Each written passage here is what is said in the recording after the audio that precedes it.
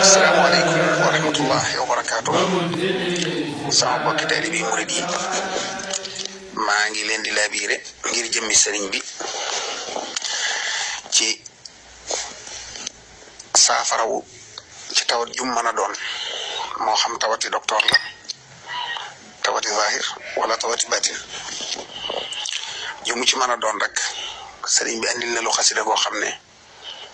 dafa wax sax ne ko koy jàng suba ngoon da ngay am saafarawu akuk texe muy matlabu shifaa'i ودم عليه في المساء والصباح واخلصا تنال شفاء وفلاح كل سليم بيك waxal boppam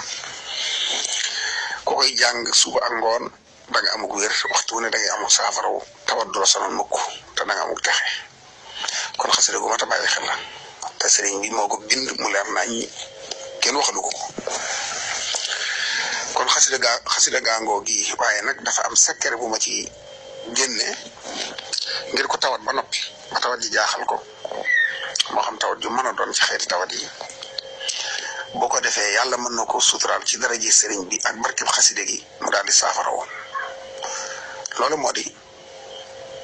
day jàng xaside gi ba ci ñaari bayit yi mu boole leen ñoom ñaar baamu ko téeméer ak fukk ak benn door a egg la xaside gi وجاني مطلب الشفاء بتي يا بر يا لطيف يا معافي يا من له أمل الورى يا شافي أنزل شفاءك مكان الداء ولا تعاملنا بالابتلاء يا ربي لي بولي ديكو بام مثلا يا بر يا لطيف يا معافي يا من له أمل الورى يا شافي أنزل شفاءك مكان الداء ولا تعاملنا بالابتلاء يا بر يا لطيف يا معافي يا من له أمل الورى يا شافي أنزل شفاءك مكان الداء ولا تعاملنا بالابتلاء يا بر يا لطيف يا معافي يا من له أمر الورى يا شافي عدل صفات مكان الداء ولا تعاملنا بالابتلاء noonu la koy boolee di jàng ba ma téeméer ak fukk ak benn 111 fois bu ko defee mu àggale xasida gi nag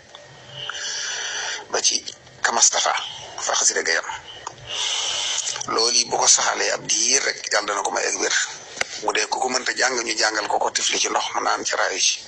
bu dee ki tawat moo ko mën a jàngal boppam mu di wa jàng te di ci yéene saafarawu diir bu gàtt mu yëg ne sunu borom teggi na tawat ja te may na ko ak wér maa ngi koy jox addi sama bokki taalibe yi murid yëpp ngir jëmi sëriñ bi